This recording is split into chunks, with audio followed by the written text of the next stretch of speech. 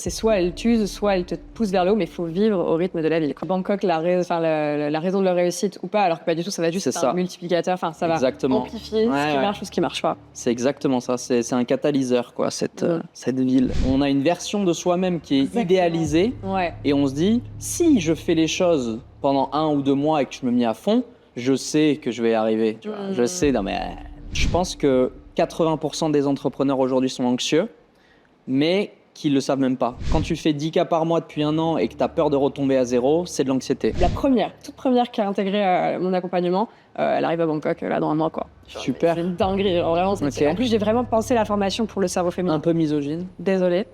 J'ai vraiment pensé pour le cerveau. Bon, Olivia, enchantée dans mon salon. Ouais, sacré salon, hein. Sacré salon partagé avec 200 personnes. Bonjour mesdames et messieurs, nous sommes avec Olivia Sauvager aujourd'hui, qui est une spécialiste de l'entrepreneuriat. Avec ça. Pour femmes. Pour femmes, et on en a bien besoin, on va en discuter. Moi c'est Max de Reset Lab, le patron du Reset. Vous êtes à Clichy-sous-Bois, comme vous pouvez le remarquer. Nous sommes avec nos cafés. Et aujourd'hui, voilà, Bangkok, hein, on a décidé de prendre cette vue qui est tout bonnement incroyable. Hein. Clairement, difficile de faire mieux. Difficile de faire mieux. On s'est hésité entre un condo et ici. C'est ici un condo, évidemment, où on a passé de nombreux moments ici dans cette partie commune du parc Origine.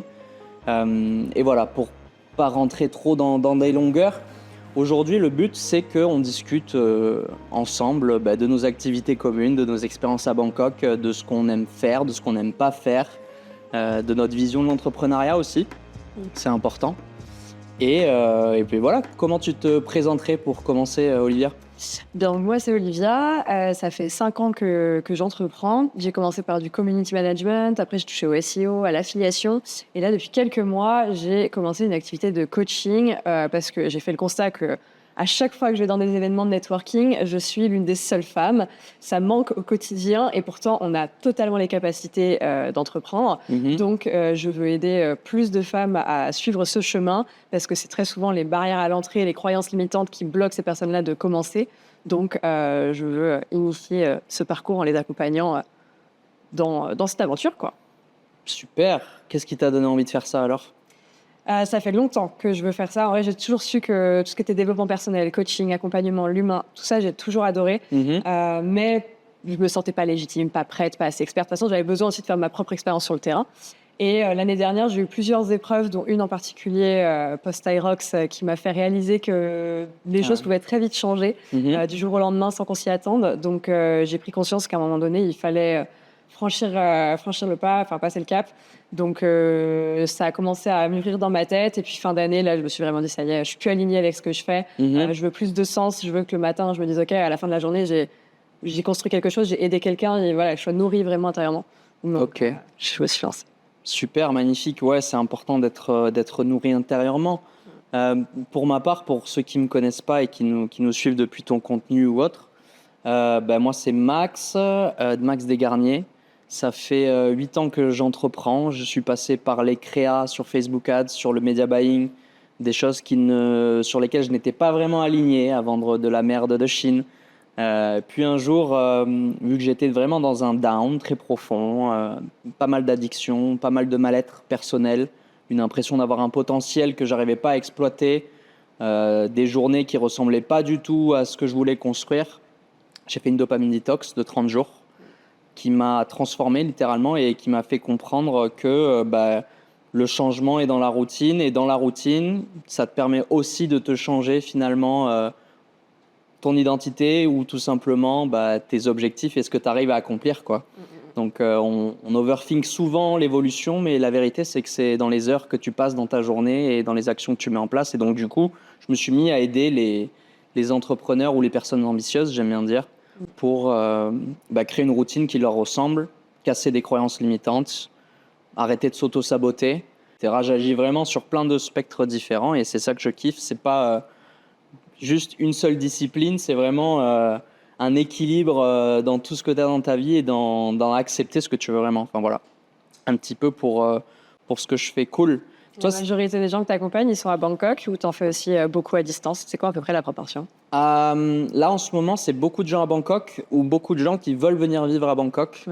Je pense que toi aussi, tu l'as remarqué. On en parlait avant de lancer le podcast. Tu as beaucoup de gens de Principalement, je ne sais pas si c'est parce qu'il n'y a pas beaucoup de femmes qui créent du contenu en Thaïlande et que du coup, je ressors un petit peu du lot. Ou alors si il y a vraiment une volonté de beaucoup de femmes de venir ici. Mais je ne pensais pas qu'il y en avait autant. Je ne pensais pas que la Thaïlande parlait autant à ce point-là. Femmes. Autant je sais pas, encore une fois, fausse croyance, mais pour les hommes, je pensais que oui, Bangkok pouvait être réputé comme hub entrepreneurial et tout ça.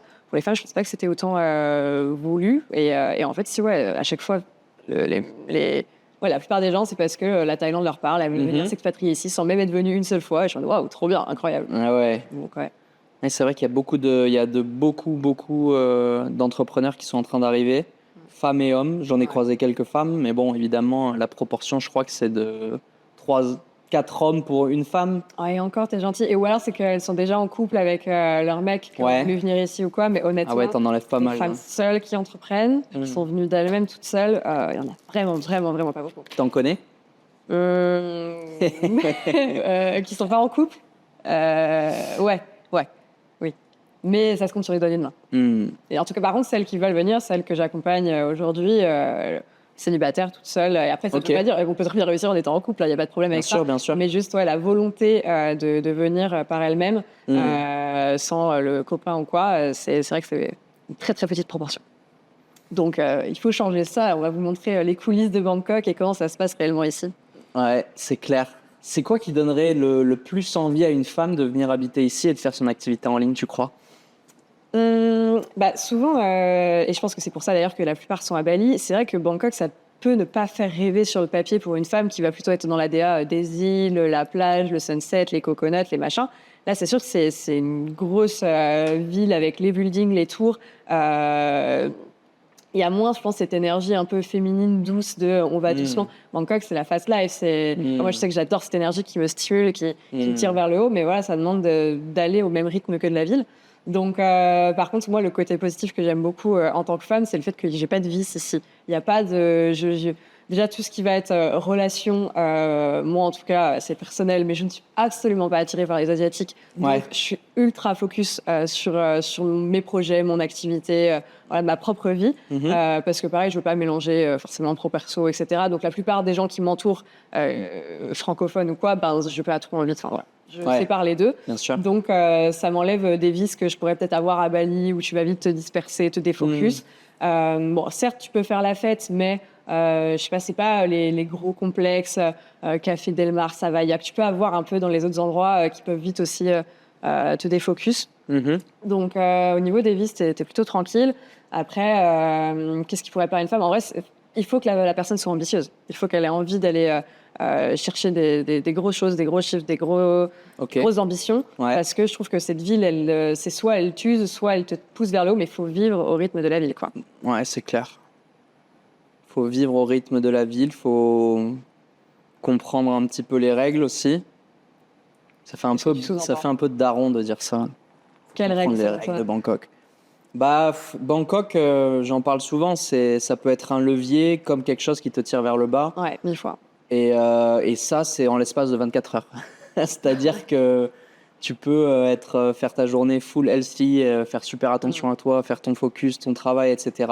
Puis recevoir un message à 9h et viens, on sort. Et puis, tu pars en couille jusqu'à 10h du mat, quoi. Ouais. Donc, comme ça, quoi. Et tout est hyper accessible. En fait, tu as intérêt d'être hyper... c'est pas discipliné, mais de savoir où tu vas. Parce que si tu viens... Moi, j'entends beaucoup de personnes me dire « je viens et ensuite je vais me développer. » Grosse erreur. Viens avec un plan. Il va évoluer ici avec les gens que tu vas rencontrer, etc. Clair. C'est sûr. Mais viens avec un plan, sinon tu vas te perdre. Genre, littéralement. Ouais, complètement. Complètement. Genre, puis en termes aussi de vécu perso et de mindset, il y a beaucoup de gens qui viennent ici en pensant que Bangkok, ça va les changer, quoi. Genre, ils vont... Ouais, qu'en gros, ça va être Bangkok la raison de leur réussite ou pas, alors que pas du tout, ça va juste être un multiplicateur. Enfin, ça va amplifier ce qui marche ou ce qui marche pas. C'est exactement ça. C'est un catalyseur, quoi, cette ville. Et cette vue qu'on a, magnifique. Ciel gris, malheureusement. Ciel gris, mais comme je te l'ai dit, ça nous permet d'avoir une bonne lumière. Et pas qu'on ait la lumière dans la gueule. Mais ouais, cette ville, elle Elle est incroyable, elle est polarisante. Moi, j'en suis sorti pour aller à Samui 3-4 mois. Tu vois, quand je suis allé faire un combat de Muay Thai dans une époque après ma dopamine detox, je me suis dit quel challenge je peux faire là. J'avais la dalle, tu vois, et je suis allé à Samui, c'était vachement bien, c'était une des meilleures périodes de ma vie, une des périodes où je me suis le plus donné, tu vois. Peut-être que toi c'est pareil aussi. Le challenge sportif à chaque fois, ça. C'est incroyable, ça focus et tu te retrouves à ta vraie énergie, quoi. Ouais. Et bah, tu reviens à Bangkok au bout d'un moment, quoi. Genre, t'as envie de partir, mais tu y reviens, quoi. Parce que il y a tout ce que tu cherches ici, il y a tout ce que tu cherches pas, et il y a aussi une énergie que tu retrouves pas ailleurs. C'est vrai. J'entends des fois des gens dire ouais mais c'est trop le bordel, etc. Je fais ouais mais t'as pas compris en fait. C'est le bordel qui fait Bangkok. C'est un chaos organisé, moi je dis toujours ça. Ouais, c'est un cas organisé, c'est du bruit constant, etc. Après il faut pas être sur la rue, tu vois, c'est quand même plus confort. Mais moi des fois quand j'arrive pas à dormir, tu sais, je dors avec les boules qui est, mais je les enlève. Et puis j'entends ma clim, ma vieille clim qui m'envoie dans la gueule et les klaxons et des fois les... Ah ouais, tu les entends? Non, j'entends pas les klaxons, mais des fois j'entends une moto avec au pot débridé. Il y a Tim qui passe à côté, voilà, il flingue ma nuit. Ouais. Mais ça m'endort plus vite en fait, presque. Ouais, bah ouais. Moi en vrai, j'ai pas trop de problème avec cette sonorité. Même je trouve que par rapport au Vietnam. Ah ouais, Bangkok, pardon. Ouais, J'adore le Vietnam, mais très calme. Genre là, au final, je trouve qu'il n'y a pas toujours des sirènes. Tu sais, il y a pas la police qui passe. T'entends des fois, mais je trouve ça super par rapport à Paris, par rapport au Vietnam, j'en parle pas. Ouais. Plein d'autres villes que j'ai pu faire, même Madrid, etc. C'est vachement. Ouais. C'est vrai. T'imagines, c'était une ville comme ça à Paris? Non, mais c'est le Vietnam. C'est pour moi, le Vietnam, c'est Paris complètement. C'est le chaos de Bangkok avec les gens pas contents de Paris. Genre, ça fait le Vietnam. Mais je sais pas s'ils sont pas contents, c'est juste qu'ils aiment bien parler avec leurs klaxons, les Vietnamiens. Ah bah oui, c'est ça. Oui, c'est sûr. Je te double. Je te klaxonne, je te double. Ouais, mais je tourne à gauche, t'as un je tourne à droite. C'est ça, tu vois. Aïe. C'est un enfer. J'adore le Vietnam, moi, mais le klaxon, ça va pas. Ok, ça marche, ouais. Mais revenons aux vraies villes. Number one, Bangkok number one, je n'ai pas peur de le dire. C'est quoi le moment où tu t'es dit, là, je suis plus aligné avec ce que je fais, j'ai envie de faire autre chose? Tu m'as dit donc, après cette histoire d'Aerox, peut-être d'ailleurs que tu peux nous en parler. Ouais, carrément. Bah, alors, on parlait de challenge sportif. L'année dernière, on était à un dîner au restaurant et j'ai un pote, Antoine, qui nous dit « Ah les gars, je fais un Aerox dans 4 mois, ça vous dit pas de le faire ?» Et il en parle surtout aux garçons. Et moi, j'écoute. Je savais même pas ce que c'était un Aerox à ce moment-là. Je me dis, purée, plus il en parlait, plus je me dis, putain, ça me plairait bien. J'adore tout ce qui est compétition, challenge, se dépasser. Du coup, il faisait ça en duo. Et j'ai dit, bon, bah, en vrai, pourquoi pas le tenter en duo. Donc, avec PA, on se décide à s'inscrire. Et on commence à s'entraîner. Mais par contre, on se dit, on fait ça à fond. Donc, vraiment, pendant 4 mois, ça a été une prépa sportive ultra carrée. Même PA qui avait fait du sport à haut niveau certains moments dans sa vie, il m'a dit qu'il n'avait jamais fait une prépa aussi carrée à ce moment-là. Vraiment, on mangeait les mêmes meal prep, temps de sommeil, les compléments alimentaires, les massages, les onsen, les trucs. C'était excellent 6 fois par semaine d'entraînement. Vraiment, c'était... voir vous entraîner comme des athlètes, là. Ah, vraiment, on était des athlètes pour dans nos têtes. C'est stylé. Et jusqu'au jour de la compète où on s'était mis un temps en tête. Et moi, vraiment, je m'étais un peu mis la pression parce que je savais que l'élément faible du duo, ça allait être plus moi. Il était plus sportif que moi. C'était moi qui allait devoir... il allait s'adapter à moi. Du coup, je m'étais mis pas mal la pression. J'étais assez stressée. Et je voulais absolument faire le temps qu'on s'était dit. C'était faire mieux que Thibaut Etiep et Juju Fitcat qui avaient fait 1h20. Et en vrai, à nos entraînements, on était à 1h25, 1h24, 1h22. On n'était pas si loin. Du coup, on se disait, bon, avec l'adrénaline le jour de J, ça va le faire. On va passer en dessous. Et le jour J, on a fait une grosse erreur en gros, le pré-workout, je sais pas si tu as déjà testé cette substance. Une fois. Et je sais pas quelle a été. C'est hardcore. Ouais. Un peu trop, en fait. De base, on savait très bien que quand tu fais une compète, tu fais le même rituel le matin. Genre, tu changes rien, tu manges la même chose que d'habitude. Ouais. Tu changes rien, ton corps, il réagit bien. Et on avait commandé du pré-workout quelques semaines avant, en mode, on va le tester en entraînement et on va voir si on fait le jour J. Sauf que retard de livraison, etc. Donc on se dit... le jour J. Et en fait, la veille, on se dit, bon, viens, on va en acheter en ville. Et il me dit, moi, je vais en acheter, toi, tu fais ce que tu veux. Et du coup, il va en acheter. Et puis le jour J, je dis, moi, je fais tout comme toi. En vrai, c'était mon coach en nutrition. Vraiment, tout ce qu'il faisait, je faisais pareil. Ok. Et bêtement, du coup, vient l'heure de prendre le pré-workout, genre une demi-heure avant que ça démarre. Et lui, il prend, machin. Puis il me dit, tu veux ou tu veux pas, tu fais quoi? Je dis, ouais, je fais comme toi, machin. Et donc, bêtement, je ne calcule pas. Lui, je sais pas quelle taille il fait, quel T'as poids fait il fait. une overdose de En fait, je prends pré-workout. 2 scopes comme lui, mais on fait pas du tout le même gabarit. Ouais. Et du coup, je le prends, c'est dégueulasse. Fruit de la passion, je peux plus manger de fruit de la passion depuis. Ah merde, Et, c'est trop bon. et du coup, je prends le truc et 10-15 minutes après, je sens mes mains qui me piquent. Genre, toute une. Mais vraiment, genre, je me sens, droguée. Genre, j'étais en furie, je sautais partout. Je disais, allez, on démarre. Genre, vraiment, full énergie.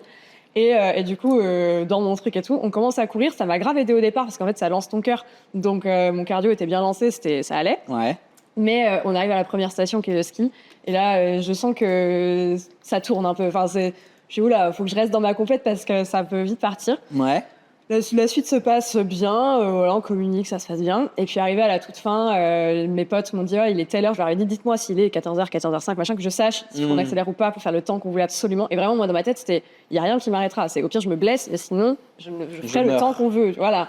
Putain. Et donc du coup, ils me idée. disent l'heure qu'il est. Voilà, les 2 heures, voilà. Et donc ils me disent l'heure qu'il est, je me rends compte qu'il faut qu'on accélère. Et là, blackout, donc de ce qu'on m'a raconté, j'ai commencé à accélérer, à courir plus vite que mon binôme, alors que normalement c'était lui qui menait le run. Et donc je courais pas droit, machin. J'arrive au dernier truc, c'est les wall balls, on est face à face, il commence à les faire. T'étais déjà plus là à ce moment-là? Moi je me souviens pas, mais en fait j'ai les vidéos que les gens ont filmées et en fait je m'agrippe à la barre qui tient les cibles de wall ball et petit à petit je descends par terre en mode genre je tiens plus debout. Oh merde. Du coup t'as les secours qui arrivent, ils me parlent un peu, moi je suis en mode ouais ça va, laissez-moi, enfin ça va. Puis au bout d'un moment, alors je sais pas, moi je trouve ça débile, ça fait 1 heure, du coup on a fait, je sais plus combien il a fait, mais genre ça fait 1h30 qu'on se la donne, il restait 10 putains de wall ball, il me porte, on franchit la ligne d'arrivée, genre il restait 2 minutes, Ouais. porte-moi, on franchit, après c'est bon, on fait ce que vous voulez, je vais à l'hôpital si vous voulez. Et non, ils m'ont évacuée, donc moi je suis devenue folle, alors tout le monde m'a dit, mais de toute façon il fallait que tu te fasses évacuer, enfin tu pouvais rien faire de plus. Ok.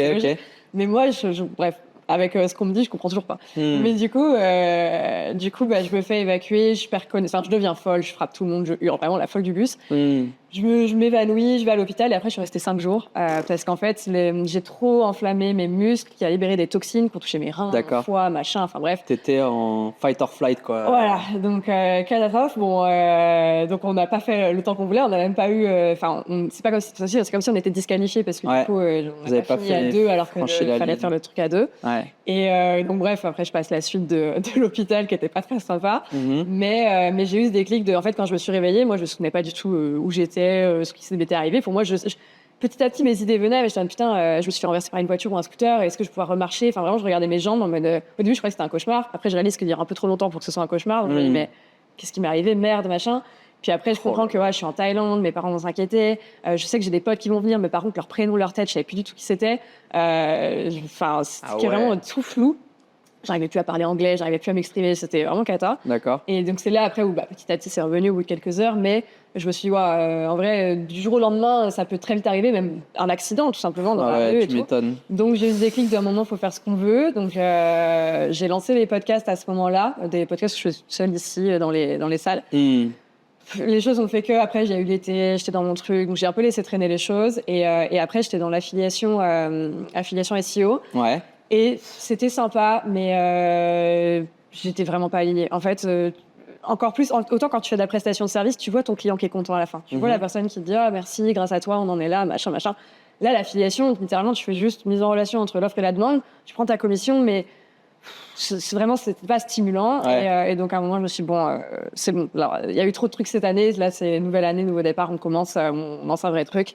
Et j'avais besoin aussi de un peu me challenger. Là, c'était un peu ma zone de confort. En fait, Bangkok, ça y est, c'est un moment que j'étais là.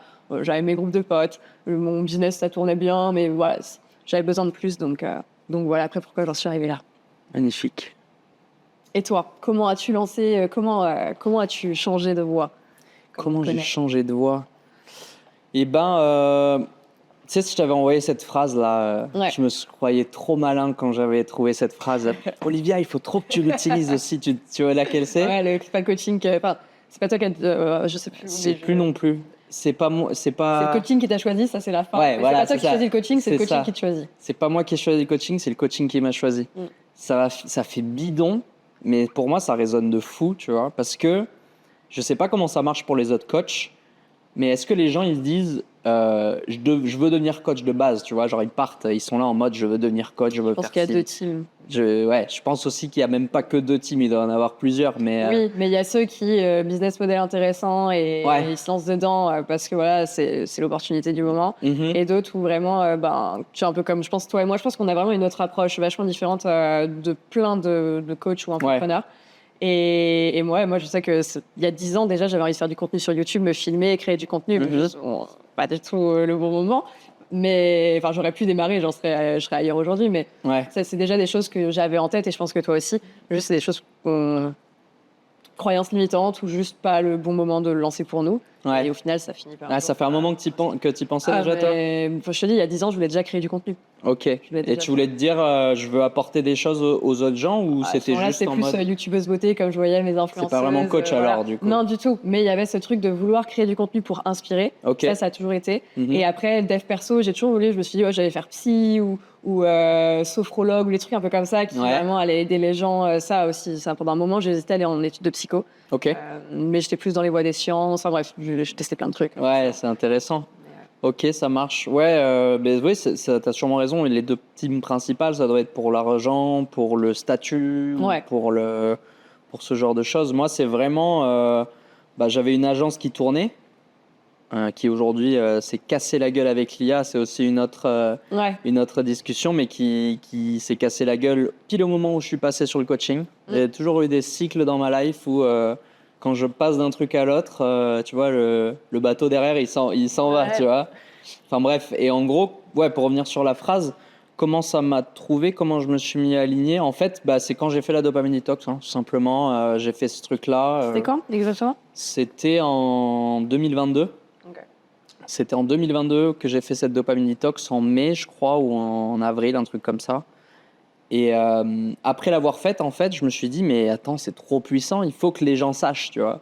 Il faut que les gens comprennent que quand ça va pas trop ou quand tu as l'impression de pas avancer à la vitesse que tu veux, il faut réduire les frictions ou ce qui te ralentit ou être honnête avec ta situation et te dire, bon, là, mec, moi, tu vois, je jouais 7 heures par jour aux jeux vidéo, League of Legends principalement, des trucs vraiment très addictifs. Je bossais le moins possible. Et j'avais quand même mon agence qui tournait parce que j'avais mis des VA, etc. Ça marchait, tu vois. J'avais des collaborations avec des infopreneurs dans le drop qui m'envoyaient des clients constamment. J'avais fait du SEO aussi. Enfin bref, j'avais fait ça clean, j'avais fait ça bien, ce qui me permettait de toucher, tu vois, je sais pas combien, à chaque fois je dis des chiffres différents parce que pour moi c'est flou, mais au moins entre 3 et 5 000 euros par mois, tu vois, en bossant 2 heures par jour, quoi, un truc comme ça. Et du coup, j'étais là, ouais, stylé, pas mal et tout, machin. Mais le truc, c'est que Bangkok se faisant, etc., je suis rentré vraiment dans un confort en mode, à l'époque, je sortais jamais.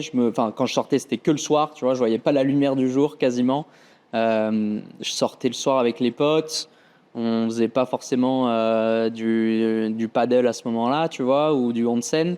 Tu vois, genre je fumais de la weed aussi tous les soirs, pas la journée.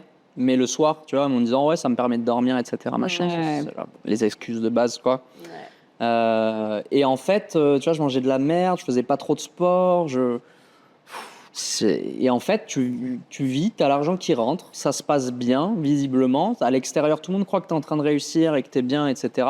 Mais à l'intérieur, tu es là, mais merde. Pourtant, j'ai l'impression de me dire que je peux faire mieux que ça, que je peux améliorer mon physique, que je peux améliorer mon mental, que je peux faire des choses en fait que je repousse de faire. Mais aujourd'hui, j'ai pas le mental pour le faire et j'arrive pas à tolérer l'inconfort de lancer le processus de faire les choses. Et donc, quand on lance pas le processus de faire les choses, on imagine son potentiel, on a une version de soi-même qui est idéalisée et on se dit, si je fais les choses pendant 1 ou 2 mois et que je me mets à fond, je sais que je vais y arriver. Tu vois. Je sais, non mais... Ça, quand les gens, ça c'est typique, c'est quoi ta journée type, c'est quoi ta semaine type, et que du coup, la personne, elle va juste dire ce qu'elle aimerait, parce qu'en soi, elle sait qu'elle en est capable, mais c'est vraiment, sa semaine type idéale, mais pas celle actuelle. Et quand tu fais vraiment le point, je sais que toi t'es contre ça, mais moi, ma Whoop, elle m'aide vachement pour ça, d'être honnête avec moi-même. Ouais, bah après aussi, alors je suis d'accord, c'est surtout pour le sport, moi, que ça m'aide vraiment. La preuve avec l'Aerox Ouais, je d'avoir suis un fait. peu un hater du hook. Ouais, je sais que là, on est dans les deux camps différents là. Mais après, pour ceux qui ne font pas du sport intensément, il n'y a pas besoin d'aller sur un truc comme ça. Tu vois, une montre classique, basique, ça suffit. Mais là, moi, dans les perfs sportives, etc., ça m'aide vachement. Et il y a quand même, du coup, ce truc, peu importe la montre, qui va vraiment te dire réellement, non mais, ok, c'est peut-être ce que tu veux, mais statistique, enfin, les faits, c'est que tu t'endors à telle heure, tu te réveilles à telle heure, t'as que tant de sommeil par nuit, tu fais que ça. Et arrête de croire que ta semaine est déjà idéale parce que pas du tout, t'en es super loin. Et ça m'aide à vraiment me confronter à ma réalité. Ouais, je vois ce que tu veux dire.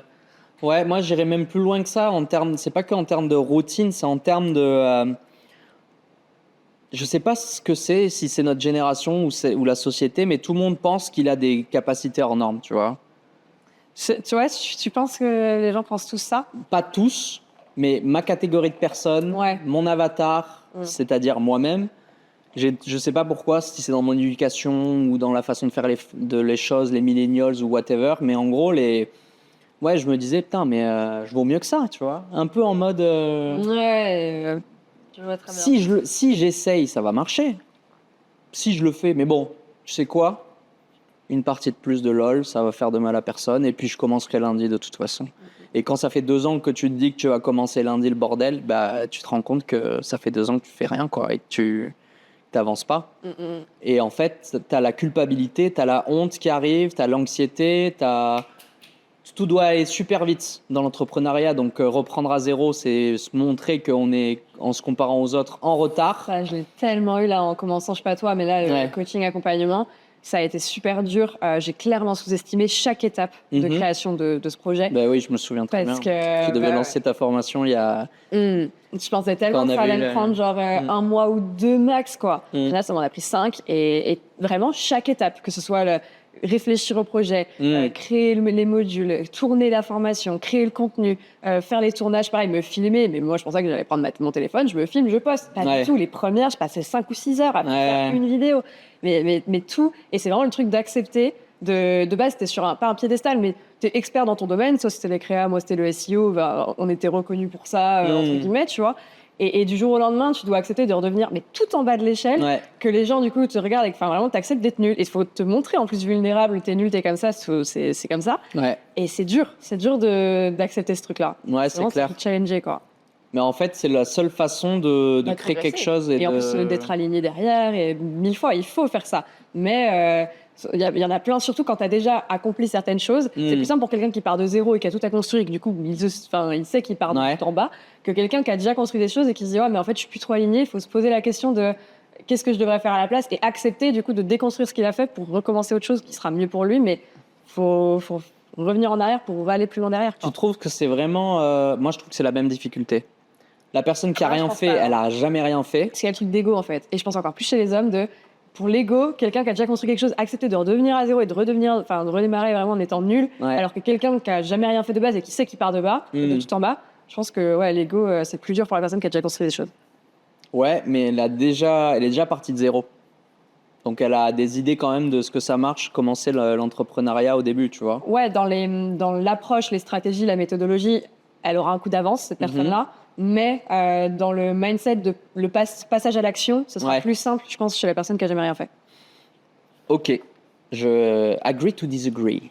Parce que pour moi, une personne qui est vraiment commence à zéro, bah, elle n'a pas d'exemple forcément, elle a personne avec qui parler des fois, tu vois, beaucoup de gens qui se lancent.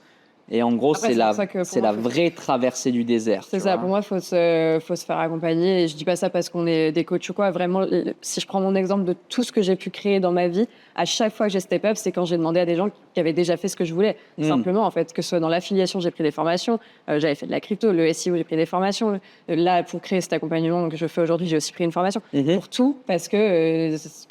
justement, il y a quelqu'un qui dit non, mais va pas faire ces erreurs-là. Moi, je les ai fait à ta place. Regarde. Un mentor, quoi. Ouais, c'est ça. Et si c'est pas des mentors par des coachs ou formateurs en ligne, des amis qui sont passés par là, ça peut être aussi ton cercle. Moi, je sais que maintenant ici à Bangkok, j'ai tellement de gens qui entreprennent que dans plein de domaines, je peux demander des conseils. Mais quand tu pars de zéro en France, je vois bien pendant 2-3 ans, moi en autodidacte, j'ai essayé, j'étais plafonnée, je n'arrivais pas à aller chercher mieux, quoi. Ouais, bien sûr. C'est vrai. Ouais, se faire accompagner. Moi, j'aime bien le coaching parce que ça donne quand même une c'est comme si tu avais une troisième personne en fait par rapport à toi, ce que tu fais. Et c'est ce que j'entends souvent chez les personnes que j'aide. C'est souvent la troisième personne, plus de réflexion, plus de clarté, plus de focus aussi. Quand tu remets en lumière les décisions qui sont prises et comment les gens ils voient ce qu'ils veulent faire, ouais. Ça marche pas mal, ouais. Mais, pour une femme, je trouve que tu partages vachement aussi le côté, comme on est très émotionnel, on a beaucoup besoin d'être rassuré, est-ce qu'on va dans le bon sens, est-ce qu'on a raison de faire ça, est-ce que... enfin voilà, on se pose tellement de questions constamment qu'avoir quelqu'un qui est là avec toi au quotidien, te dire là, en vrai, t'overthink, juste continue, c'est normal de ne pas avoir les résultats. C'est pareil pour les mecs. Ouais. C'est exactement pareil. Ouais, ok. C'est en fait, moi je fais un exercice que tu pourras peut-être me piquer si tu veux, que j'appelle la liste rationnelle. En gros, il y a un mec qui veut passer à 10K ou une nana qui veut passer à 10K par mois. Tu fais, elle l'a fait toute seule la liste rationnelle, soit tu l'as fait avec elle. Ouais. Et en gros, le but c'est de dire c'est combien de l'action la plus rationnelle, la plus réaliste pour arriver à 10K. Est-ce que c'est contacter 100 prospects? Est-ce que c'est faire 100 vidéos Reels? Est-ce que c'est, tu vois ce que je veux dire, des trucs actionnables qu'elle peut faire? Des vraies actions, pas du mouvement. C'est ça. Et en gros, ces actions à haut levier-là, tu les mets dans cette liste rationnelle. Et quand la personne elle est en mode je suis perdu, je sais pas quoi faire, je suis triste, j'ai pas les résultats, etc. Tu reviens à la liste rationnelle, tu vois le nombre d'étapes là où la personne elle en est. Ouais. Et c'est censé être le garde-fou. Tu vois. Donc vraiment, cette liste rationnelle, c'est... tu dis que les femmes, elles sont émotionnelles, mais je trouve que les hommes, ils le sont pas autant, mais beaucoup plus que tu ne le crois. Oui, c'est possible. Et c'est aussi ça le problème dans l'entrepreneuriat aujourd'hui, je trouve, et même dans le clivage homme-femme, c'est on a besoin de créer des barrières et des rôles. Il y a certaines parts où je suis d'accord avec ça, mais il y en a d'autres, en fait, où il y a une catégorie d'hommes qui sont un peu plus sensibles et émotionnels, comme moi, par exemple, je le sais très bien. Mais en sachant ça, je fonctionne différemment. Et j'ai pas le choix, en fait. Moi, ce qui me permet vraiment d'être grounded... le mec qui parle anglais, horrible. Le mec qui me permet vraiment d'être, comment dire, plus serein, plus ancré, tu vois, c'est d'avoir des routines. Et en fait, quand tu as des routines et des process internes que tu peux répéter, sur lesquels tu peux te reposer, tu as moins la part émotionnelle qui prend le dessus. C'est sûr. Donc là, les mecs que j'aide que des mecs quasiment, je crois que j'ai 2 nanas. Il y en a beaucoup en fait qui stagnent parce qu'ils sont émotionnels et qu'ils ne le voient pas forcément, ou alors ils sont stressés ou ils sont anxieux et ils ne le voient pas forcément. Ah ouais, mais je suis stressé. Non, tu n'es pas stressé, mec, tu es anxieux. C'est pas pareil en fait. Tu saurais expliquer la différence du coup pour que les gens comprennent, parce que je pense qu'il y en a beaucoup qui font le... Ouais, en fait, j'ai re-regardé récemment là justement parce que j'ai fait un podcast où il y avait un mec qui me demandait la différence. Est-ce que je vais réussir à m'en souvenir? C'est une bonne question. Le stress, c'est une réaction physiologique en fait qui te permet d'avoir de l'adrénaline, etc. C'est pas forcément négatif ou positif, mais c'est une réaction pour que tu sois prêt à réagir à une menace ou au moins t'énergiser, tu vois. Tandis que l'anxiété, c'est vraiment tu imagines une menace qui souvent n'existe pas. Ouais. Donc c'est pas pareil. Il y en a un, c'est plus une réaction physiologique qui énergise ton corps, l'adrénaline, etc. Et l'autre, c'est plus ça marche plus comme une projection, une anticipation de quelque chose, ou des fois c'est même en arrière. J'aurais pu faire la chose différemment, etc. Et en fait, je pense que 80% des entrepreneurs aujourd'hui sont anxieux, mais qui le savent même pas. Et pour eux, ils sont un peu stressés, tu vois. Genre, quand tu fais 10K par mois depuis 1 an et que tu as peur de retomber à zéro, c'est de l'anxiété. Genre, il n'y a pas de risque, il n'y a pas de... Les gens, en fait, aujourd'hui, ils pensent qu'ils sont pas capables de repartir à zéro. Parce qu'ils ont peur de repartir à zéro. Je sais pas trop pourquoi. Ah ouais, tu trouves? Ah ouais? Absolument. Ouais. Genre, là, les gens que j'accompagne, il y en a beaucoup, ils se disent, là, si... Je sais pas si j'arriverais à me relever si je repartais à zéro. Ouais, bien sûr. Oh, wow. Bien sûr. Et du coup, en fait, pourquoi ils disent ça? Parce qu'ils veulent encaisser plus de thunes. Si tu cherches pourquoi tu veux faire toujours plus d'argent, c'est parce que souvent, les gens, ils ont un besoin de sécurité. Tu vois. Ouais, ça, oui. Et ceux qui réussissent le mieux, c'est ceux qui n'ont pas un besoin de sécurité, ou alors qu'ils ont un très fort besoin de sécurité. Il y a un peu un entre-deux. Parce que quand tu arrives à être plus détendu, plus tranquille, plus en état de flow, moins prendre des décisions par la peur de manquer, tu vas prendre des meilleures décisions business. Tu vois, c'est logique. Le problème, c'est que il y a aussi de la chance, il y a aussi de l'exécution, il y a aussi tout un tas de facteurs qui fait que ceux qui ont très peur de manquer, ils peuvent soit être tout en haut, soit être tout en bas et stagner. Tu vois, rester dans ce pic et se dire mais pourquoi j'arrive pas à passer au-dessus de 10K, etc. Parce que tu prends que des décisions short term. Et le problème, c'est que quand tu prends que des décisions short term, tu peux pas créer des business qui sont un peu plus pérennes, qui te permettent de faire plus d'argent, de te libérer plus de temps. Et tu es tout le temps en mode il me faut plus de thunes, etc. Donc souvent, la clé en fait pour faire plus de thunes pour les personnes qui sont anxieuses, et pour moi 80% des entrepreneurs sont anxieux, c'est de se dire c'est quoi en vrai le vrai choix stratégique business qui va me permettre de faire plus d'argent dans le futur, mais qui aujourd'hui me fait prendre un risque, tu vois. Et quand tu es vraiment anxieux, que tu as peur, sans même te rendre compte, comme je le disais, prendre des risques, ça fait trop mal. C'est cet inconfort-là de se dire, ces efforts-là, est-ce qu'ils vont vraiment payer ou pas, tu vois. Est-ce que j'investis, est-ce qu'il y a un vrai ROI dans cette nouvelle venture que je suis en train de réfléchir et que j'ai envie de faire ou pas. Et souvent, si tu écoutes ton corps et que ça fait longtemps que tu es en mode survie et que tu as juste envie que la vie passe et d'être dans ton confort, c'est totalement impossible de lancer un business en ligne ou de lancer une nouvelle boîte si de base, tu marches en mode survie. Ok, ouais. Mais ouais, j'aurais pas pensé, en tout cas, le truc que les gens ont l'impression qu'ils ne pourraient pas recommencer à zéro. Enfin, moi, au contraire, je sais que justement, si je suis sereine maintenant, même si des fois, il y a peut-être eu des périodes où ça a pu être compliqué financièrement, que j'ai dû beaucoup investir et qu'il me restait plus grand-chose, voilà, j'étais toujours hyper sereine parce que je savais que j'allais rebondir. Enfin, vraiment, je sais que maintenant, je me suis prouvé que je savais créer des activités qui pouvaient générer de l'argent. Donc, je sais que c'est parce que tu as confiance en toi.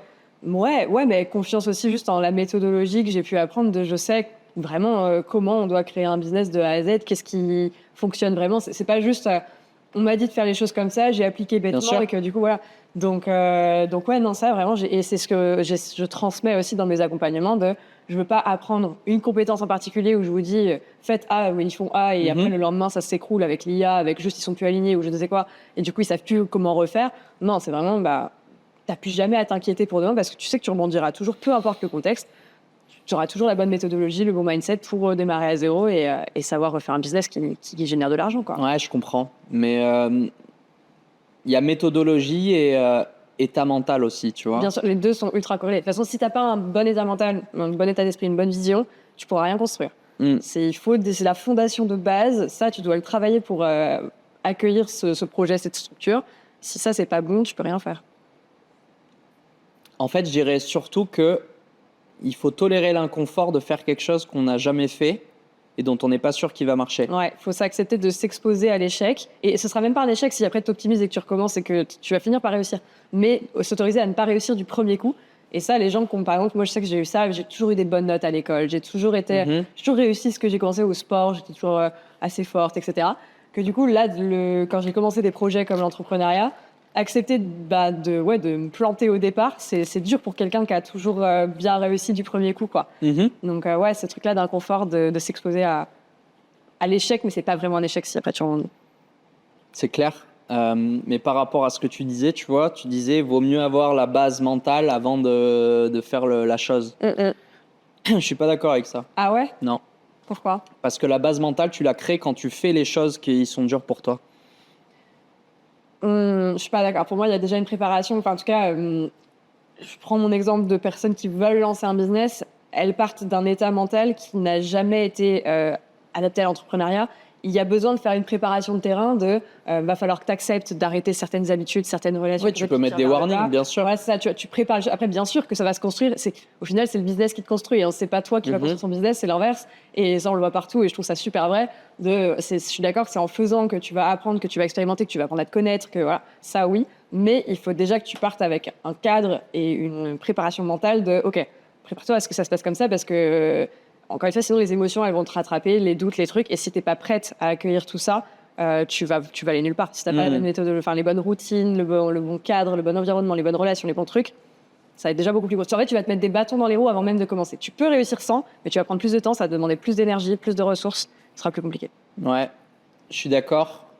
Tu as tous ces éléments qui permettent de faire la chose et qui facilitent. Mais après, le problème, c'est que les gens, ils n'ont pas toujours le contrôle sur tous ces éléments-là en même temps. C'est sûr. Je pense que si dans ta formation ou dans ce que tu transmets, tu mets des warnings et c'est ça aussi le but de l'accompagnement, de dire ça va être normal, ça va être comme ci, ça va se passer. Moi, là, je le fais toutes les semaines. Hein. Et puis après, de toute façon, tu as beau le savoir, une fois que tu es devant le fait accompli, tu te dis, tu as quand même le truc, Bien sûr, trucs qui arrivent. c'est ça. Mais au moins, tu le sais déjà et après, tu te rappelles de, ah oui, c'est vrai que oui, c'est normal. En fait, là, c'est ça qui est intéressant. Moi, je trouve, c'est juste que quand cette émotion, elle arrive de c'est dur, j'ai envie d'attraper mon téléphone, je le ferai demain, au pire, c'est pas grave, etc. Machin, ça presse pas, machin.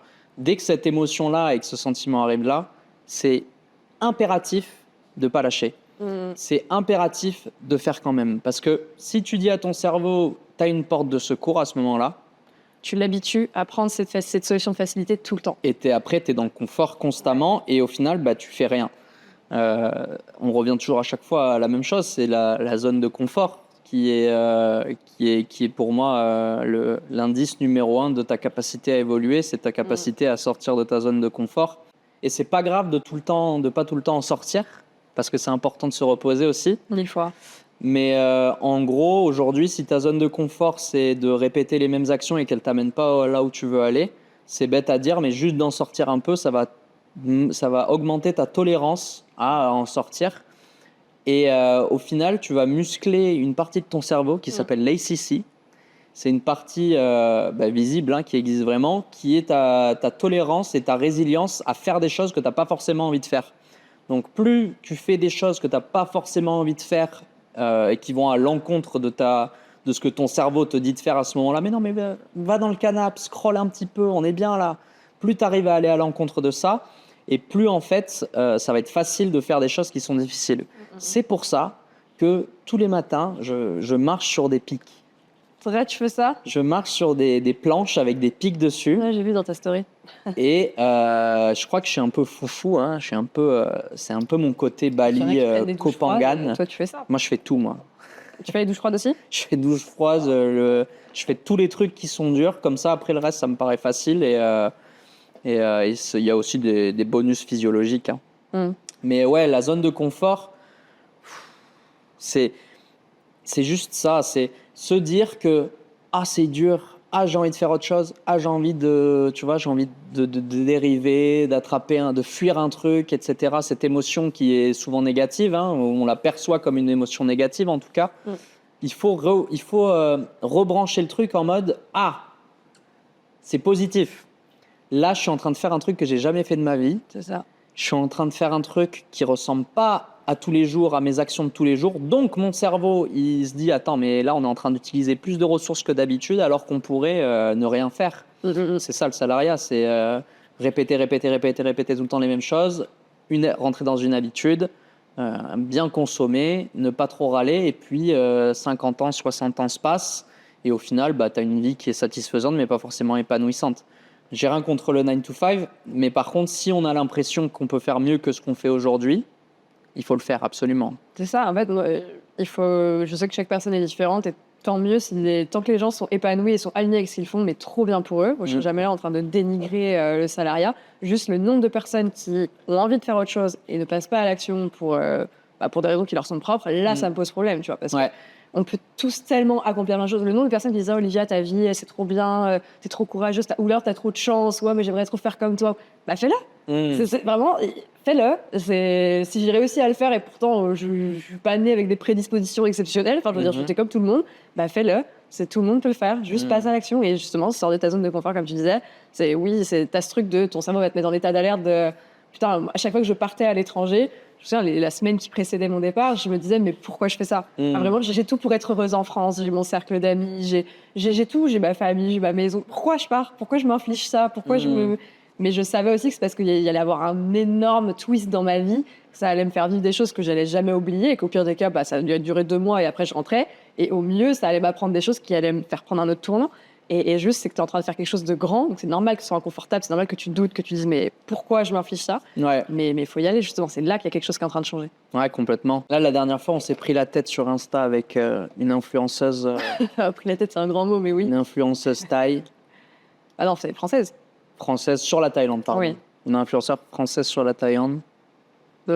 Tu sais qu'une semaine avant, elle doit bien faire 1500 balles facile par mois ou 2000 balles avec ses sponsorisés qui dit « Ne vous lancez pas dans l'entrepreneuriat, ce n'est pas pour vous. Par contre, pour moi, oui. » 3 mois en Thaïlande, 2000 ou 3000 abonnés, Non, mais elle a beaucoup plus que ça, elle a 18 000. 18 000, pardon. Ben oui. Mais ça fait que dalle de temps qu'elle est là. Ah ouais, je sais pas quand est-ce Ça fait peut-être 4 ou 5 mois.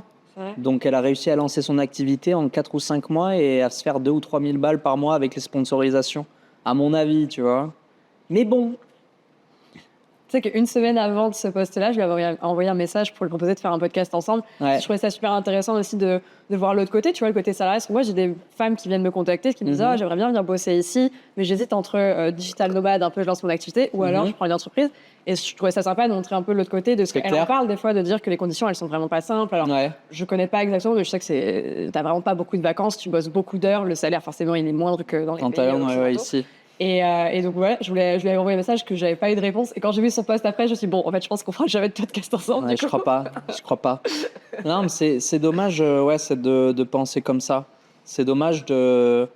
Je pense qu'il y a tellement de scammers en ligne, peut-être de gens qui vendent de la formation. Et encore, quand on regarde bien, on se rend compte surtout que c'est les gens qui lâchent l'affaire rapidement, quoi, en fait, aussi. Hein.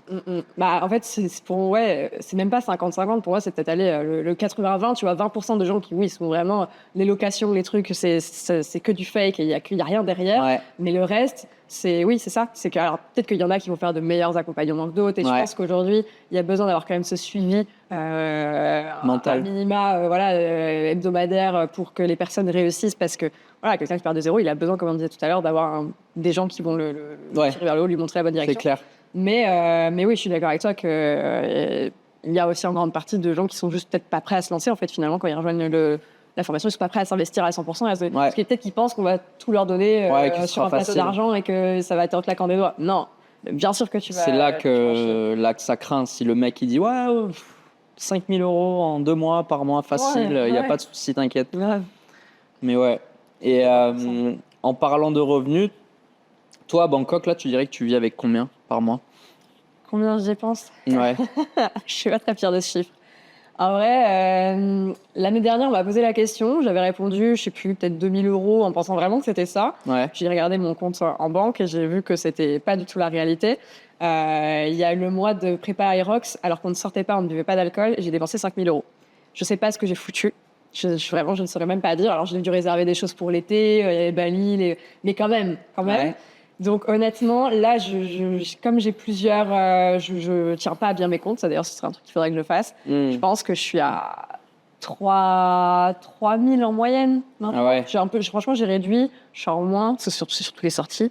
Et je dirais 3 000. Mais peut-être que je suis un peu... On va dire, pour compter large, entre 2 et 5. Mais voilà. En regardant pas, du coup. Et toi? Moi, je pense 2 000 balles. Ton loyer, il prend combien de pourcents surtout? Pas beaucoup. Je suis avec ma chérie, elle paie un peu le loyer, moi je fais une partie. Je pense que je dois payer 20K par mois de loyer. Ok. Ma part, quoi. Et après, je fais les courses. Donc, ouais, c'est ça. Alors déjà, moi, 36K de loyer, plus les charges, je suis quasiment au double de toi. Ouais. Et derrière, je cuisine jamais. Genre vraiment, c'est un truc que je veux pas faire, c'est cuisiner. Donc, pour déjà... je comprends. Ça s'envole. Moi, je cuisine pas trop, mais j'ai un deal avec ma femme, donc c'est moi qui nettoie, c'est elle qui fait la cuisine. Trop bien. Bah, juste pour ça, il faudrait que je trouve un mec finalement. Ouais. Un mec qui cuisine. Un mec qui cuisine. Ouais. Donc ça, c'est vraiment cool. Mais c'est pas très cher, Bangkok, honnêtement. En fait, vraiment, tu peux vivre pour tout. Si tu veux vivre pour 1 500 euros par mois, tu peux... Mais je dirais pas en dessous, honnêtement. Non, ou alors vraiment, c'est que tu vas manger ton pad thai à 2 euros tout le temps et tu te fais vraiment pas plaisir. C'est ça.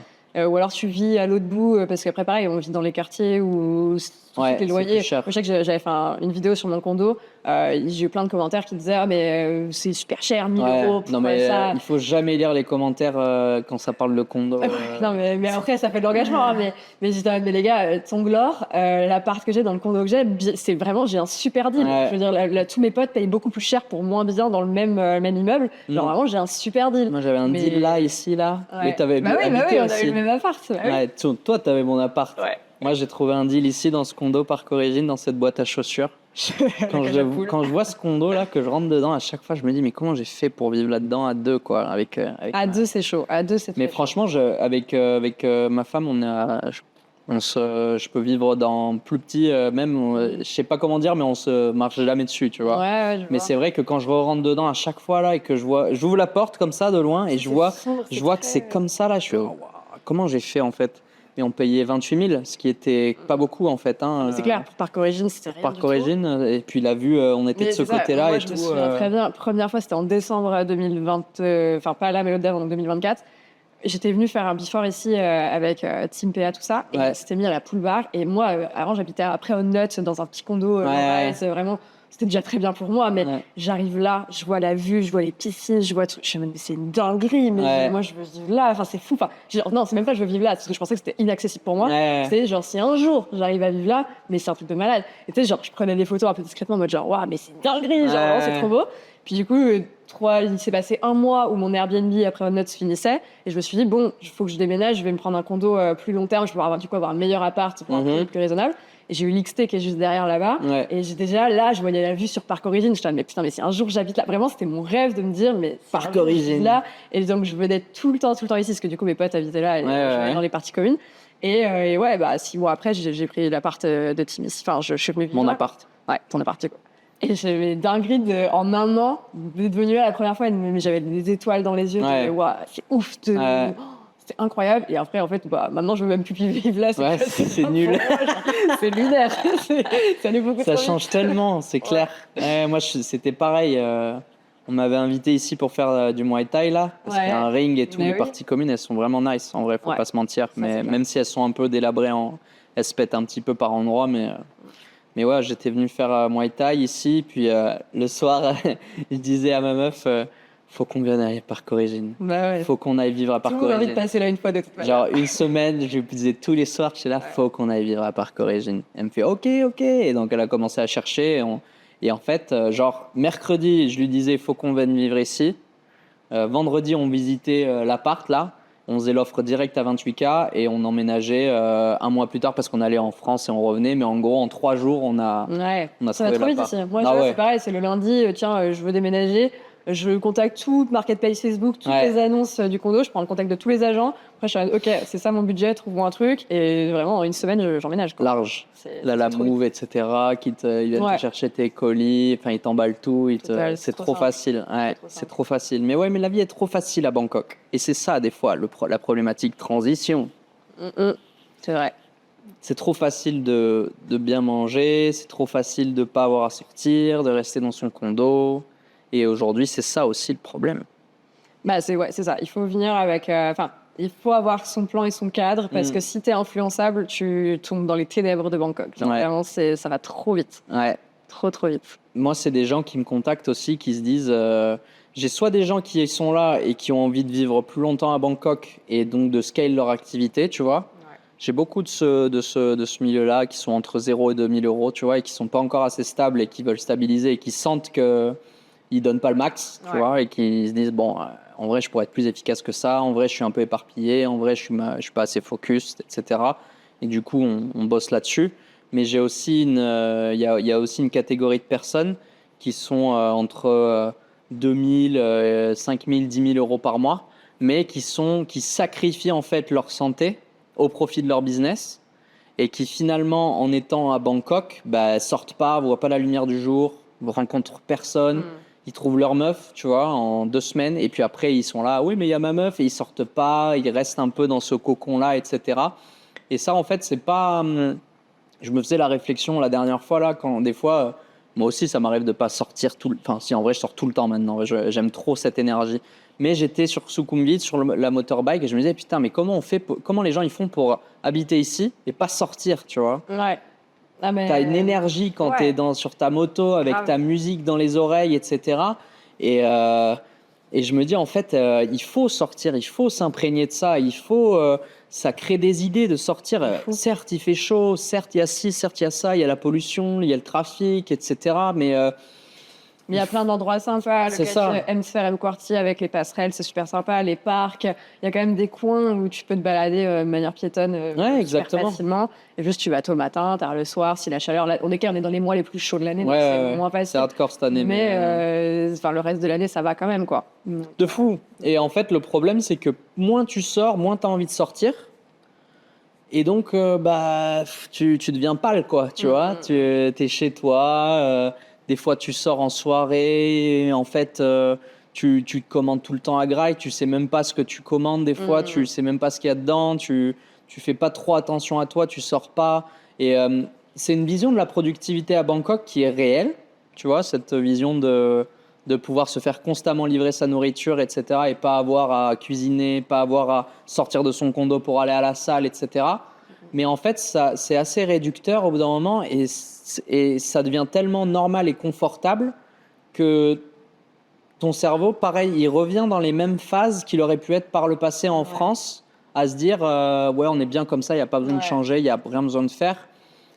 Moi, il y avait un truc qu'on s'était dit avec mon groupe proche d'amis que de base, on fuit la France pour fuir le truc de OK, on a un boulot la semaine qu'on n'aime pas. Vraiment, on bosse 5 jours pour profiter les 2 jours du week-end. Et donc, quand le vendredi arrive, on est là, on se met des maxi nights à boire, à plus s'en souvenir. Et puis le lendemain, le samedi, tu comates. Puis le dimanche, tu vas être bon, merde, demain, c'est déjà lundi. Puis ça recommence et cercle vicieux comme ça. Et bon, on s'est dit, on fuit la matrice, on n'est plus comme ça. On arrive ici, à un moment donné, genre en un mois, au bout de 3-4 semaines d'affilée, en fait, c'était before à Parc Origine à 18h le vendredi. On m'a dit, on va boire une bière. Et en fait, on tombait dans le truc de on refait soirée. Alors, pourtant, on aimait notre vie la semaine, mais c'était ce truc de non, on sort pas la semaine, pas du tout, très, très cadré, très fixe, hors de question. Et puis le vendredi, allez, on sort, puis c'est les mêmes endroits pour faire les mêmes choses avec les mêmes personnes. En fait, qu'est-ce qui a changé? Littéralement, rien. C'est une nouvelle routine. Et du coup, on a très vite, après, on s'est dit, OK, on part à Copenhague le week-end prochain, et puis derrière, on change ça. Puis... Mais on s'est fait cette réflexion de, au final, on est en train de reproduire les mêmes schémas. Là. C'est pas la bonne direction. Ça va trop vite, en fait. Après, c'est aussi, comme on disait, un confort pour notre cerveau, pour notre corps, d'avoir quand même ces petites habitudes, ce petit plaisir, et c'est OK. Mais faire gaffe quand même de juste pas que ça devienne... trop habituel, trop ta zone de confort au quotidien, quoi, que tu te challenges plus du tout. Et au-delà, tu vois, de la zone de confort, je dirais même que ça peut vite se transformer en productivité toxique, tu vois. Genre de se dire, je sors pas, je travaille, je travaille tard, etc., machin. Je sors pas de la semaine, tu vois, quand on te propose de faire des choses, ben non, je taffe, et je suis occupé, etc. Je sais pas si c'est le même débat principalement à Bangkok. Je pense que c'est comme ça pour tous les entrepreneurs. Mais disons que moi, tu vois, j'ai créé vraiment Reset Lab pour aider les gens en one-one. Et puis en fait, vu que j'ai pas mal de gens sur Bangkok, je me suis dit, je vais les réunir une fois par semaine c'est trop bien, ça. pour les faire sortir, leur faire des choses, etc. Et des fois, les mecs, non, mais il faut que je bosse et tout le samedi matin. Je fais, mais t'as rien compris en fait. Tu vois, je bosse avec des mecs qui peuvent s'arrêter de travailler et rien foutre pendant 3 ans. Et ils vont vivre très bien. Et ils sont quand même dans la survie, dans le non, mais il faut que je bosse, etc. Toujours à se fixer des objectifs toujours plus hauts, toujours faire plus d'argent, etc. Et quand tu creuses, c'est là que ça arrive, cette idée de j'ai peur de manquer, j'ai peur de ce besoin de sécurité, de toujours plus amasser, de toujours plus créer. Ça, c'est le pan numéro 1. Le pan numéro 2, c'est si je produis pas, si je bosse pas, j'ai pas de valeur. Tu vois? Ouais, moi, j'ai eu ça pendant un long moment. Pour moi, ma valeur était corrélée à ma productivité, mes actions. Si je suis pas en mouvement, si je fais pas des grandes choses, parce que des challenges toujours plus fous les uns que les autres, je mérite pas de ma vie, l'amour, les relations, les tout. Genre, ma valeur est corrélée à ça. Et j'ai dû déconstruire ça prend du temps. Franchement, et déjà juste de le conscientiser, c'est pas évident. C'est 50% du travail déjà. Oui, déjà. C'est vraiment pas évident. Mais ouais, c'est un très bon point. Très, très bon point. Et ça, je pense que les entrepreneurs, ils sont à fond là-dedans, en fait. Hein. C'est pour ça que ça court tout le temps. Moi, je chie sur la hustle culture. C'est-à-dire? Je leur fais caca dessus à la hustle culture. Et c'est quoi la hustle culture? La hustle culture, c'est quoi? Rewind. Non, on n'a pas de magnéto. La hustle culture, c'est genre... toujours travailler plus pour plus amasser et en même temps être dans le kiff de dire c'est travailler pour travailler, tu vois. Oui. C'est se mettre du 12 heures par jour de taf, etc. Et c'est presque dénigrer ceux qui font pas la même chose que toi. En mode, je suis bien vu parce que je travaille beaucoup. Ouais, grave. Ouais, mais mec, je peux pas sortir, je peux pas venir manger avec toi parce que j'ai du taf, tu vois. Non, mais là, c'est le Q4, faut que je sois à fond, etc., machin. Et il se donne un petit genre comme ça, alors que ça se couche à pas d'heure, ça fait pas de sport, ça voit pas le jour, tu vois. En fait, la hustle culture, c'est tout sauf une vie équilibrée et selon moi, épanouissante. Donc ça va, il y en a qui vont pas kiffer, tu vois, d'entendre ça peut-être.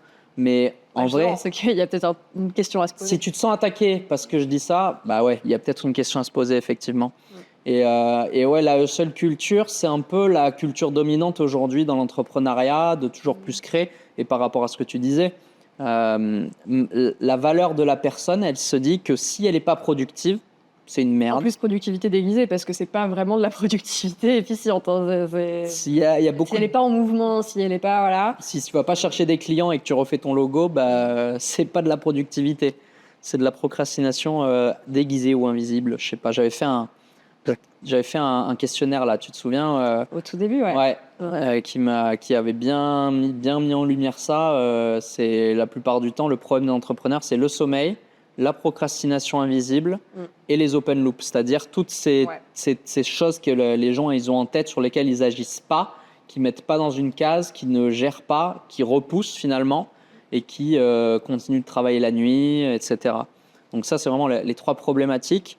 Et la hustle culture, elle est parfaite pour faire vivre ces trois choses-là. Le manque de sommeil, travailler tard, tu vois, alors qu'on n'est jamais plus productif que le matin. Me dites pas que vous êtes de la nuit, c'est pas vrai, ça m'existe. Moi, je suis grave d'accord avec ça. Pour moi, c'est physiologique. Quand tu te réveilles, t'as full énergie, productivité, ce que tu veux. Juste, c'est les habitudes. Mais ouais, il y en a plein qui sont non, moi, je suis vraiment de la nuit. Non, mais moi, je suis un mec de la night. Je suis totalement d'accord avec toi. Faut que je mette la capuche avec la vue, avec mon setup sur Bangkok la nuit et puis les lumières dans les buildings. Sinon, je ne fais rien. Et puis le mec, quand tu le recadres, parce que j'en ai eu des mecs comme ça, hein, quand tu le remets le matin, oh, c'est pas mal en fait. J'ai jamais été aussi productif, j'ai jamais été aussi focus. Je savais que je devais le faire, mais j'avais toujours pas eu la validation personnelle de me dire c'est la bonne chose que je dois faire. Et ça, j'en ai plein des trucs comme ça. C'est ça aussi qui est bien d'être en groupe, tu vois, avec Reset Lab, et je crois que j'allais y venir. Donc, je réunis ces gens-là en physique, et du coup, tout le monde échange un peu des tips, des durs. Bon, alors moi, cette semaine, j'ai réussi à me coucher tôt, et en fait, j'ai vu le résultat, et en fait, j'ai plus envie de le lâcher, ce truc-là. J'ai testé ci, j'ai testé ça. On échange aussi sur les problématiques de chacun. Donc ça, c'est vraiment nice d'avoir un pool, surtout que c'est des entrepreneurs qui sont tous dans des sphères différentes. Ouais. Des gens qui sont dans l'e-com, évidemment, il y en a plein. Des gens qui sont dans l'agence, dans la formation, des gens qui sont dans l'IMO. Enfin, j'ai plein de gens différents. Ça, c'est vraiment nice. Et aussi à des sphères un peu différentes, tu vois, de là où ils en sont. Et je leur fais rencontrer en plus mon réseau. D'ailleurs, tu seras la bienvenue de venir nous voir un jour, faire une activité avec nous et nous parler un peu de ce que tu fais. Mais en gros, tu vois, j'essaie de réunir des gens et qu'il y ait vraiment une émulsion qui se crée ici pour sortir un peu des condos, tu vois, faire un peu des activités et puis... puis connecter avec... parce qu'il y a tellement de gens qui arrivent là, de nouvelles personnes. Autant il y a 2 ans, on était 60 sur Instagram, maintenant on est 950 sur WhatsApp, quoi. C'est fou. Et encore, il n'y a pas tout le monde, c'est sûr. Et donc, c'est trop rapide de rester enfermé. Enfin, moi, je vois que mon cercle, c'est quand même ceux que j'ai rencontrés au tout début. Après, c'est sinon... Ils rencontrent d'autres personnes, ils me les font rencontrer et ça vient comme ça. Mais là, je fais plus l'effort d'aller vers les nouveaux qui viennent d'arriver à Bangkok. C'est vrai, moi non plus. Et donc ça, c'est trop bien. Moi, les derniers nouveaux, c'est toi. Moi, mais ça fait 2 ans. Bah, c'était mes derniers nouveaux. C'est toi. Toi, c'est la vague avec. Bon, désolé pour ceux qui connaissent pas. Mais peut-être qu'un jour vous verrez ces gens-là d'ailleurs en podcast. Mais en gros, Louis, tu vois, cette vague de. Louis Manceau ? Oui. Ah ouais, il arrive en même temps que moi ?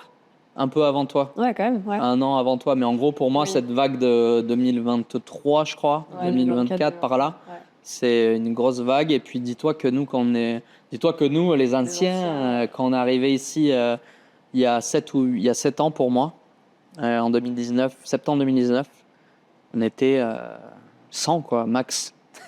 Déjà, sur le groupe Insta, moi, je disais, on était genre 50 ou 60. Hein. Ouais, mais nous, à l'époque, on connaissait tout le monde, tu vois. Ouais. Genre, tous les Français, tous les entrepreneurs connaissaient tout le monde. Genre, c'était très, très petit. C'était pas la même ambiance, tu vois. Ouais, C'est là que j'ai connu Pay, tu vois, que ça fait... On se connaît à l'ancienne, Théo Joubert, etc. C'est vraiment une vieille époque. Mais bref, ouais, c'est vrai qu'il y a de plus en plus d'entrepreneurs. Et j'espère d'entrepreneurs. On dit entrepreneureux, on dit pas entrepreneuse, by the way. Bah ouais, moi je dis entrepreneureux. Mais... Entrepreneuse, c'est un autre truc. Bah ouais, comment ça, c'est un autre truc, c'est quoi? C'est une nana un peu entrepreneuse, non? Je sais pas, moi je pense juste que c'est même pas français, ça n'existe pas, Ah ouais. de dire entrepreneuse. Ah, c'est Entreprenante? entreprenante. Ah oui, oui, d'accord. Une entreprenante. Mais ouais, non, je dis entrepreneur. Ouais. Nana entrepreneur qui ont envie de... Toi, du coup, pour y revenir rapidement, tu penses que tes clientes ou tes potentielles clientes, elles ont envie de venir vivre à Bangkok ou c'est juste que toi, tu fais du contenu et que tu es à Bangkok et que tu le fais pour les nanas? J'ai les deux, honnêtement. J'ai des personnes qui sont vraiment intéressées par la Thaïlande et je pense qu'ils se retrouvent beaucoup dans mon énergie, du coup, voilà, de vouloir être stimulé constamment, etc. Donc, Bangkok correspond. Si je puis me permettre, un peu le girls boss. Hein. Écoute, c'est tout ce que je veux. Un peu le girls boss. Moi, j'aime bien l'aspect girls boss. Bah, c'est tout ce que je veux retransmettre. Et après, j'ai une autre partie où là, c'est plus des personnes qui vont être intéressées par la vie digitale nomade, peu importe si c'est Bangkok ou ailleurs, mais le fait de pouvoir voyager, pas forcément tous les mois, mais en tout cas d'être libre de faire ce qu'elle veut, où elle veut. Ouais. Et là, par exemple, j'en ai une, elle est en Australie en plein été et elle veut continuer à faire ses voyages. Donc, lancer son business en ligne, c'est la bonne méthode, quoi. Donc, j'ai les deux. Il y en a, c'est vraiment Bangkok pour l'énergie, et d'autres ou pour le réseau ou quoi que ce soit. Il y en a une qui arrive au mois de juin pour rencontrer tout le monde, etc. Moi, je trouve ça incroyable. Moi, je pensais pas que ça allait aller aussi loin. Je pensais que ça allait aider des femmes à se lancer. Tant mieux si un jour... Mais là, la toute première qui a intégré mon accompagnement, elle arrive à Bangkok, là, dans un mois, quoi. Super. C'est une dinguerie. Alors, vraiment, c'est tout ce que je voulais. Moi qui étais toute seule à mes événements de networking, là. On serait deux. Ouais. C'est génial. C'est top. Soyons 3 maintenant. Ouais. Allez, la troisième, vite. Mais ouais, non, franchement, c'est trop beau. C'est trop bien. Je suis tellement alignée avec ce que je fais. C'est top. Tu devrais, je sais pas si tu le fais déjà, mais faire comme moi des events réguliers. Je compte le faire derrière. Après, en vrai, du coup, vu que c'est plus des personnes qui veulent se lancer, qui sont pas forcément déjà ici, c'est pas là où je veux mettre mon énergie pour l'instant. Quand je fais du coaching, plus... En fait, tu vas pouvoir attirer des gens qui vont apporter de la valeur aux autres. Tu vas créer une émulsion et tu vas créer un endroit où les gens, ils ont envie aussi d'être, tu vois. Parce que moi, ce que je me rends compte avec Reset Lab, la communauté et le one-one, c'est qu'il y a des gens, ils veulent juste être dans la communauté et pas être dans le one-one. Ouais. Et en fait, l'aspect communauté va énormément apporter à ton coaching. C'est sûr. Ouais, donc, tu vois, créer cette émulsion, créer du contenu autour de ça, etc. Ça pourrait être pas mal pour t'aider, mais c'est top. Ouais, donc là, tu vises, t'as déjà eu, si tu veux en parler ou pas, mais t'as déjà eu une cliente. Plusieurs. Là, il y en a 4 au total dans la format. Derrière, j'ai aussi des coachings. Vraiment, là, c'est plus des personnes du coup qui ont déjà une activité et qui veulent la développer. Ouais. Donc, c'est différent. 2 pour l'instant. Enfin, une et un gars qui logiquement devrait démarrer incessamment sous peu. Ah ouais, t'as des mecs. Et ouais, en fait, j'ai des mecs qui viennent vers moi. Pas pour la formation, parce que je veux garder justement cette communauté féminine. En plus, j'ai vraiment pensé la formation pour le cerveau féminin. Un peu misogyne. Désolée. J'ai vraiment pensé pour le cerveau. En fait, c'est juste que tout ce que j'ai créé, c'est optimisé pour les femmes. Et ce ne serait pas exploiter le plein potentiel de ce que je pourrais transmettre pour des hommes. Parce que je sais les croyances limitantes qu'on peut avoir au départ, je sais comment on va fonctionner. Donc, j'ai vraiment mis l'accent sur ça. Et un mec ne se retrouverait pas à 100%. Donc, je préfère faire du coaching pour les mecs. Je pense que tu vas arriver à tu vas sortir de cette idée au moment. Peut-être. Parce que tu vois, t'as ta Gams là ou je sais pas quoi là. Ouais. T'as Gamsé, ouais. Et ben moi je kiffe trop ce qu'elle fait, tu vois. Et je connais des mecs qui ont acheté sa formation. Ok. Ouais, en vrai, parce ça m'étonne pas. C'est peut-être plus une catégorie de mecs qui sont pas les mecs d'habitude, tu vois. Oui, en tout cas une généralité qu'on peut voir. Mais j'ai vraiment, même juste mon branding, tout, je veux que la format, c'est juste un espace 100% féminin, la communauté 100% C'est pourquoi? Parce que tu veux que ces nanas-là, elles soient à l'aise dans un environnement sans mecs. Il y a de ça. Ouais. Parce que je sais que ça peut être un point bloquant. Ok. Et ouais, encore une fois, ça, plus le fait que j'ai... De toute façon, je parle au féminin tout au long de ma formation. J'ai amené... C'est vraiment orienté pour femmes, littéralement. Donc, en coaching, pas de souci. J'ai déjà accompagné plusieurs hommes, mais pas pour la format. Peut-être que je ferai une autre formation pour hommes, ou alors peut-être que ça changera avec le temps. Mais là, pour l'instant, c'est le démarrage. Ouais, bien sûr. Je reste sur ce positionnement, ouais. Ok. Pour les nanas. Pour les nanas. Et tu trouves que tu parlais d'énergie féminine, etc. Est-ce que du coup c'est plus une énergie masculine selon toi l'entrepreneuriat, ou il faut avoir un peu plus une énergie masculine? 1000 fois. 1000 fois. Pourquoi il y a plus d'hommes qui entreprennent que de femmes? C'est parce que justement c'est l'énergie masculine qui permet la réussite. C'est peut-être fort, mais une femme doit apprendre à prendre des risques, à faire taire ses émotions, à foncer même si elle n'est pas encore certaine. Toutes ces choses-là, c'est des trucs qui demandent vraiment de l'énergie masculine. Mais ça, c'est pareil chez les mecs. Bah oui, alors peut-être que c'est des mecs qui sont un peu trop dans leur énergie féminine, voilà. Mais surtout prendre des risques et faire taire ses émotions, ne pas overthink et juste foncer, passer à l'action, ça c'est des trucs 100% masculins. Ouais. Donc ça masculin, énergie masculine. Ouais. Donc tu veux dire d'arriver à pas overthink et arriver à faire taire ses émotions, c'est masculin.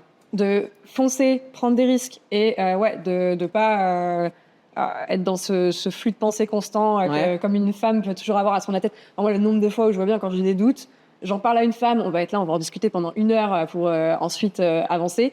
J'en parle au gars ici, ils sont tu t'en fous?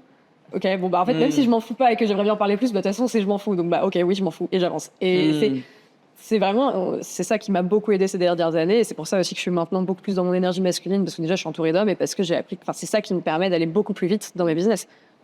Donc il faut apprendre c'est pas faire taire à 100% son énergie féminine, c'est pas la renier, parce que c'est important dans les autres aspects de ma vie, je l'ai toujours, et même dans mon business. C'est important d'avoir parfois cette énergie-là, mais il faut quand même apprendre à développer son énergie masculine.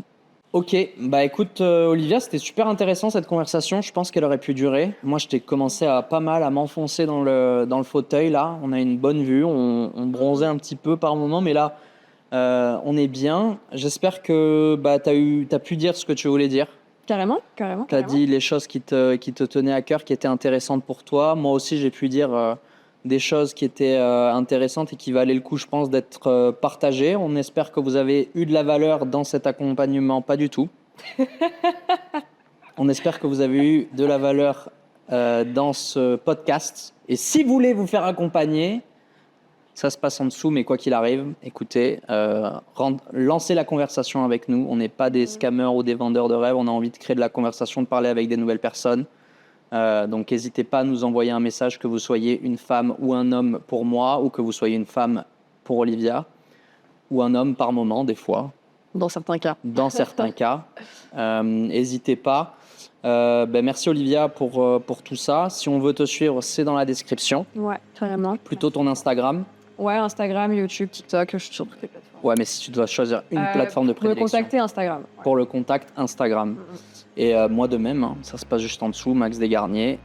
J'espère que vous avez passé un bon moment. Je vous souhaite une bonne continuation. Merci Olivia. Merci à toi. Et puis à la prochaine. Ciao. Bye bye.